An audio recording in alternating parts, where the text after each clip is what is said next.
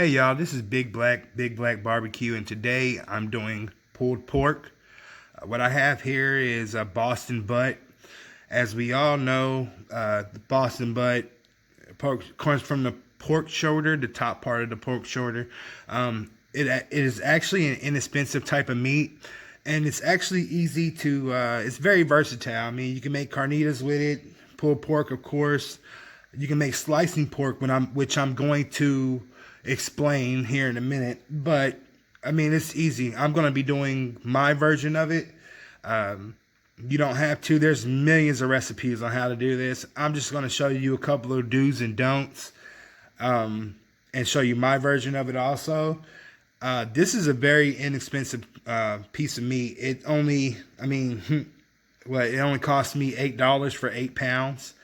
The only downside of this is that it does take a while to smoke. If you're smoking it at around 250, 275, 225, it's going to take a while to smoke. I'm going to be doing mine at 275. I'm going to be using apple wood pellets. Now, a lot of people say that, hey, why don't you use hickory like everybody else or most people? My thing with hickory is that hickory could sometimes be overpowering to most people, just taste wise. So I like to use a milder type of wood pellet, which is apple. You can use pecan. Some people use cherry. But yeah, we're going to get started here, and I'm going to show y'all exactly how I do mine. Now, to start off with this, what I like to do first, and I've already done it just for time's sake, is that I like to actually get some of this fat off of here. On your Boston butt, if it's not already been done, has a fat cap on it. And I like to get it down because I know a lot of this is not going to render. And when I go to pull my actual pork away, I don't want to have to cipher through a lot of fat, so I just get this a little bit down. It's not going to really matter that much for people who just want to throw it on the grill and get it over with. If you want to cipher through and cipher through fat, then go right ahead. But I get it down just enough. You see, I got some spots where I cut too deep, but that's okay. It's pulled pork. It's a Boston butt. It's going to cook regardless. But the first thing I like to do with mine is I like to inject mine. As you see, I got an injector, but I don't, a lot of people don't do it. I just like doing it because this is a big piece of meat, and I do want all that flavor to get inside. This is going to be cooking for about 8 to 10 hours. The temperature we're looking for is anywhere from 203 to 215 actual inside of it. That means that it's actually the right temperature to actually pull apart. Now, there is a difference between pulled pork and what some people call slicing pork. Slicing pork is more of a roast type pork. It gives you that pork chop texture, but it's really, really cut thin, so it looks like pulled pork, but it's not pulled pork. Pulled pork basically means that it pulls away you can actually pull it away. Slicing pork is actually sliced. It looks more like a roast. That's usually done at 175. We're going all the way up to 203 to 215 is how I like mine. But what I'm going to start doing now is I'm actually going to start doing with this, injecting this all the way throughout. What I like to do is I actually like to find where my bone is, which is right here. And I like to inject, and I like to press all the way till I get to that bone. And I like to push all my seasoning as I pull out. The reason why I like to hit the bone is because that's where all your heat is really going to radiate from. But I'm going to start right now with this injection. I'm going to show y'all a few rounds of how I do this. You basically just suck this up. The actual sauce I'm using for ejection is just a nice little sauce of what I'm actually putting into my, what I'm actually using in my seasoning. I'm using Killer Hog seasoning, a little bit of Worcester sauce, hot sauce, and a little bit of brown sugar, and of course a little bit of water and apple cider vinegar. But all you're doing is basically going in here, and you're just going to push as you pull out. Yeah, if it comes out, that's fine. That means you're actually getting it through. But that's all we're going to do here. We're just going to pull, push in. And that's why I have it in aluminum foil, because it does get a little messy. But yeah, you're just going to pull, push in and just pull right out. As you see, I'm getting it almost everywhere, but it's fine. Just pull as you push out. And you might get a little bit of squirt like I did there, but that's fine. Our object is not to be clean about this. Our object is actually get our meat to actually taste all the way throughout and not just on the top. It might get a little bloated. That's completely fine. That means you're actually getting it in.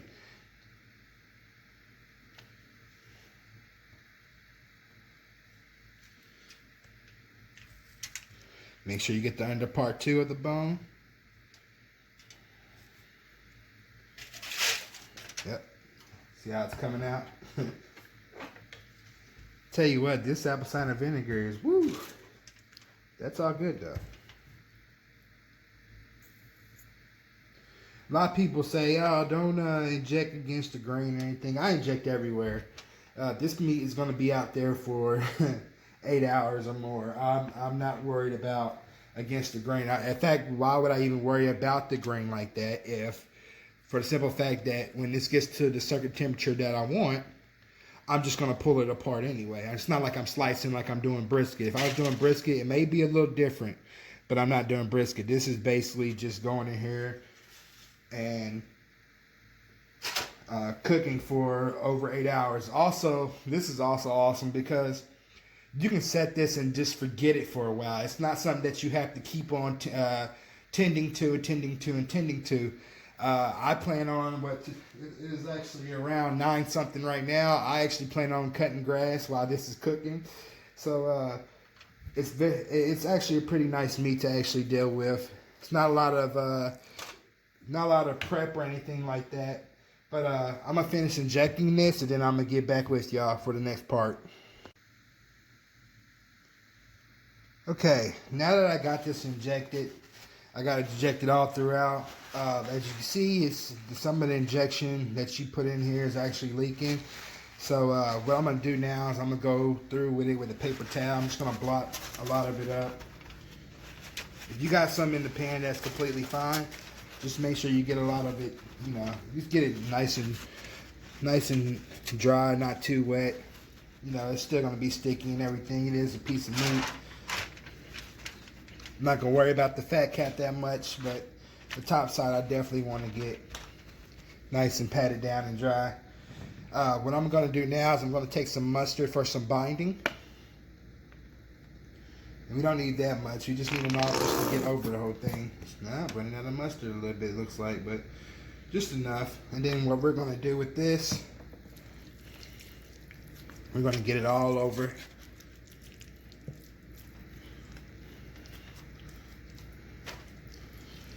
You don't have to use mustard for binding. To be honest with you, the injection juice that's coming through all this meat is actually enough for binding, but this is how I do mine. I'm just showing y'all. I like to get it nice and covered. And then what I like to do after that is wash my hands. Nobody wants mustard all over their season bottles. But I'm going to come back around with the, of course, killer hogs. And I'm just going to go over a light coat of this.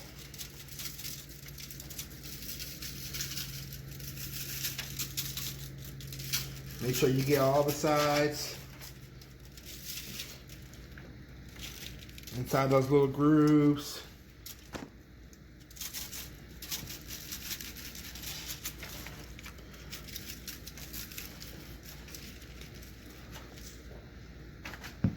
Same thing with the other killer hogs. The one that has more brown sugar in it, tastes a little sweet. Just go over it. Season this thing generously because it is a big piece of meat and it's going to be taking a while for it to what's the name, but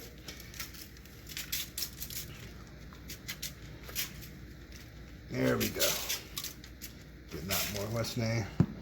And then I'm also going to do the back side. And then I'm going to let this sit for about 15 minutes.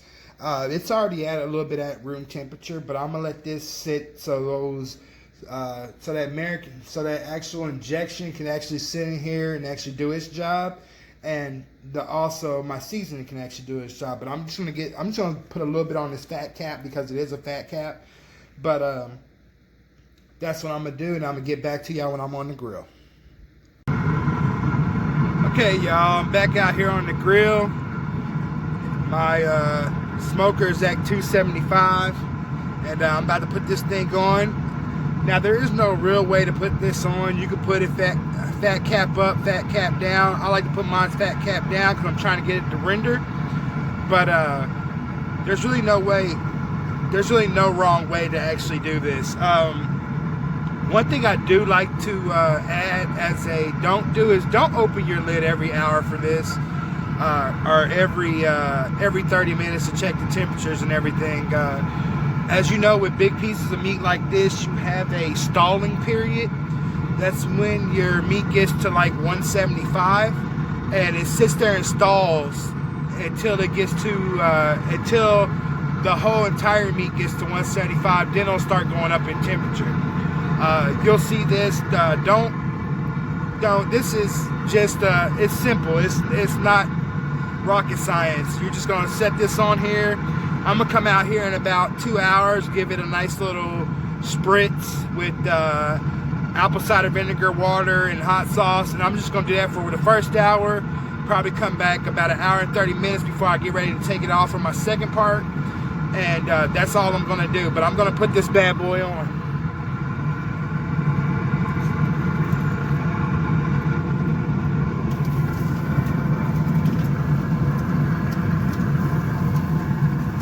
We're just gonna let it sit there. That's all you gotta do. I'm gonna go cut grass.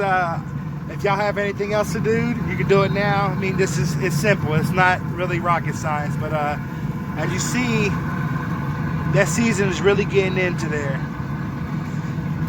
But I got my smoker tube going, and I'll be back with y'all shortly. Okay, we're at the 2 hour mark here. I'm gonna open this up, see what we got. Let y'all get a look at that. As you see, it's starting to form a crust, a mark.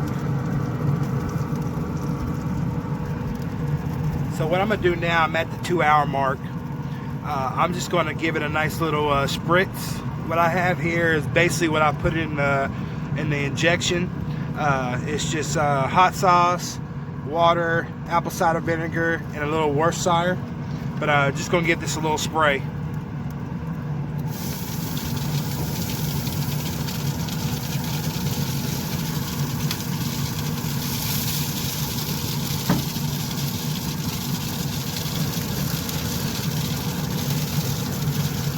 Make sure you get all of it.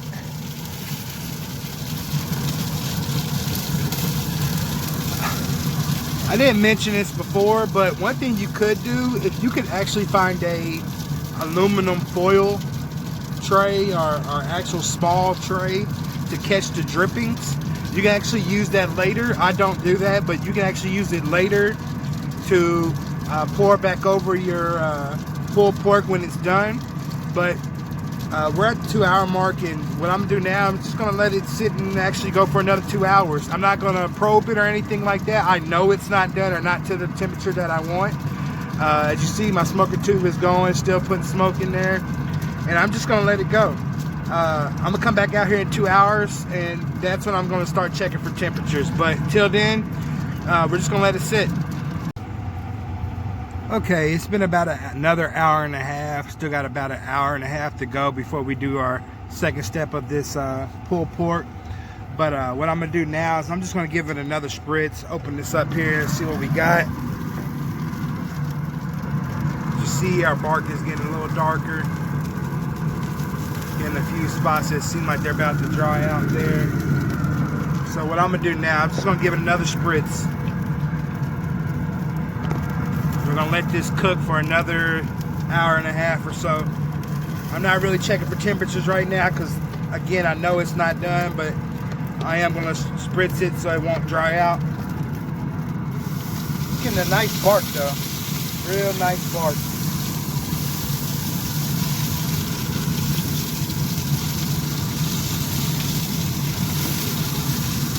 And that's nothing to it. We're just gonna let this go for another hour and a half.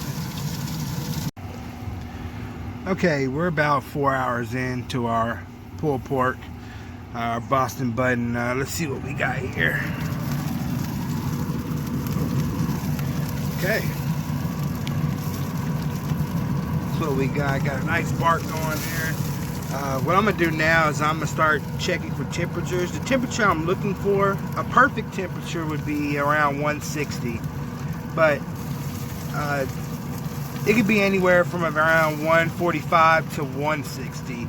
I'm looking definitely for around 150, and that's when I want to pull it off. I'm looking for different spots, so what I'm gonna do is I'm gonna test it in different spots to see what I get. Let's go straight here in the top.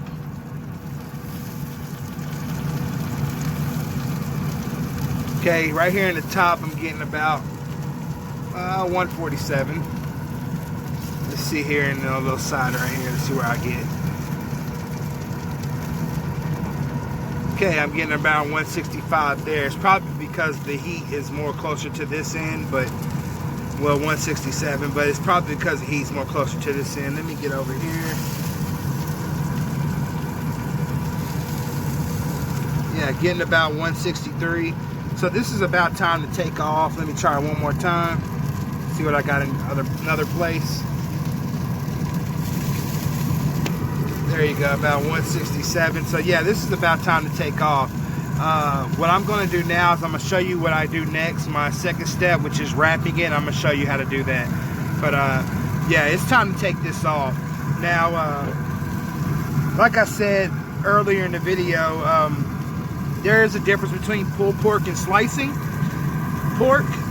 If you were slicing this, you would leave this on to about 175, and it would actually get the texture of like a thin pork chop. Is how you want to cut it. That's slicing pork, but we're going pulled pork. We want this to fall off the bone and fall apart. So we still got some time to cook, but I'm gonna get back with you when I'm inside and have this thing ready to wrap. Okay, I got it off the grill, and now I'm gonna start my second part of this process, which is wrapping. What I like to do, and this is just me, but I like to start off with a little seasoning brown sugar. As you see here, I got my seasoning brown sugar mix, and I'm just gonna go over this and rub it all in.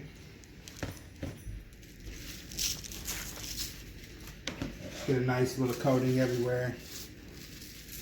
If it gets some on the butcher paper, that's completely fine.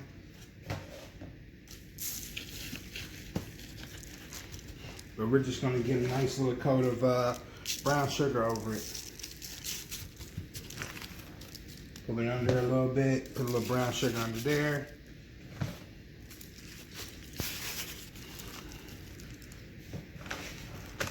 You can be generous with this brown sugar. It has your seasoning in it also, so that's completely fine. A nice little brown sugar coating, and then I'm gonna come behind it with some honey, just like I would do ribs. So I was doing that 3, 2, 1, and we're just gonna be a little generous with the honey too. Just go over it.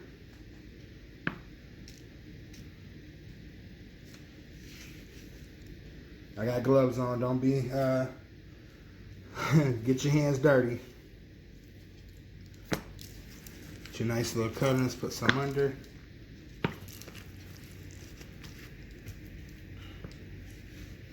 Now, what I'm gonna do now is I'm gonna let this go for the rest of the cook. I'm not gonna touch it. I'm not gonna poke and prod it at all. I'm just gonna let it cook, let it smoke.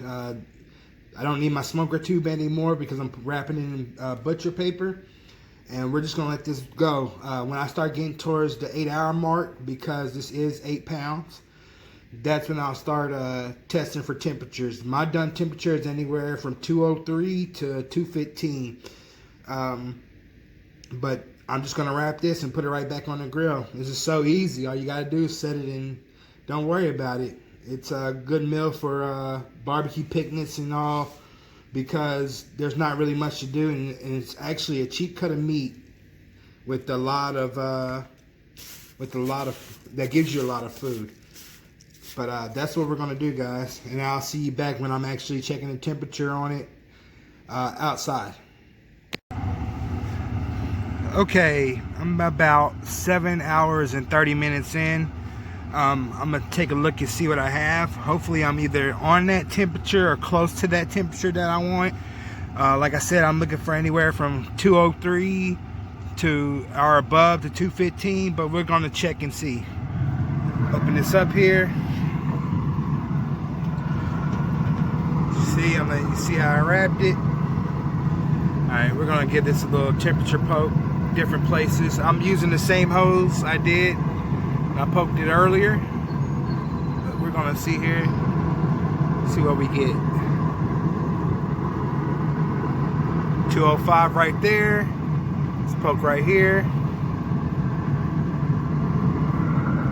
Oh, perfect. 205. I was reading 203, and let's get back here in this section, see what we got.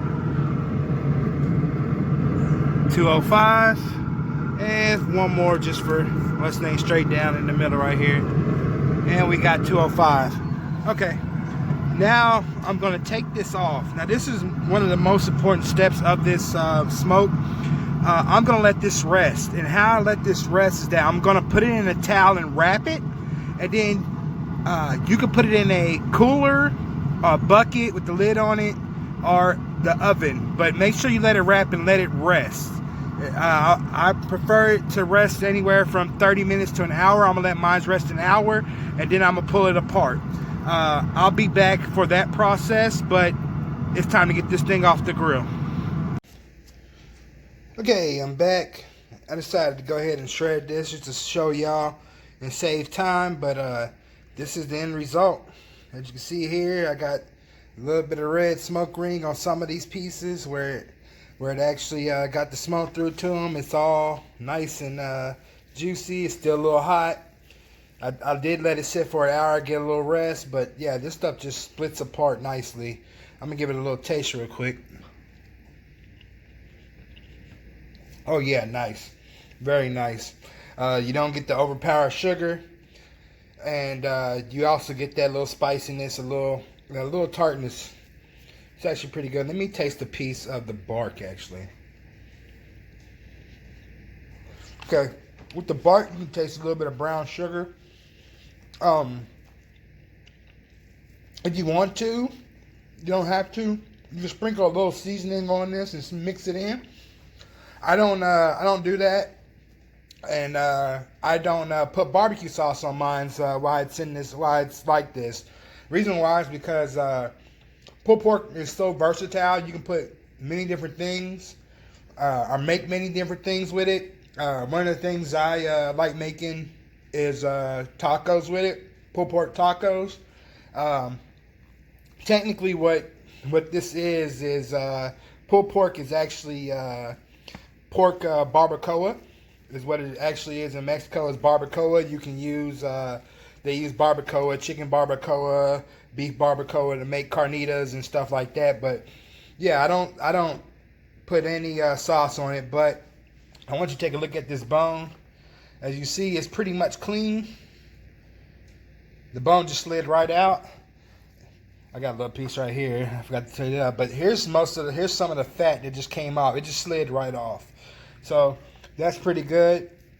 But I'm gonna show you how I make my pulled pork sandwich.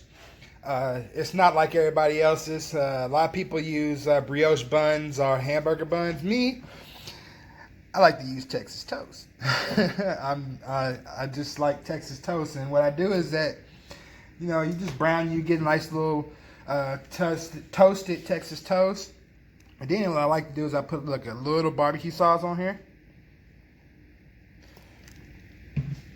and then I stuff it with some pulled pork.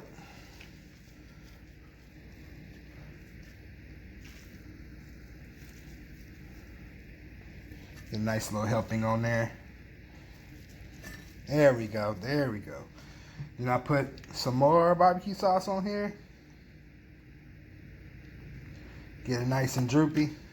Let's add a little bit more right there. That little bitty spot. There we go.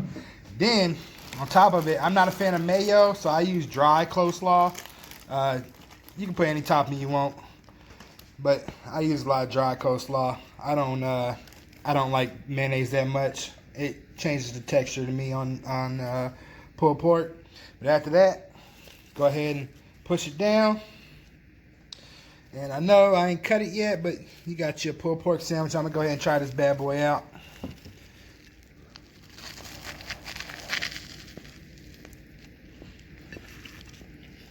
Mmm. Woo. That's what I call a pulled pork sandwich. Now, you can store pulled pork up to, I think, if I'm not mistaken, 3 to 5 days. Or if you freeze it in a sealed bag with Ziploc bag with most of the air out, you can freeze this up to like 2 months. But it's very versatile. You use it for pulled pork. Like I said, Barbacoa make pork tacos. I've seen people use it for different types of soups and all kinds of things. But this is Big Black with Big Black Barbecue, and it's time to eat.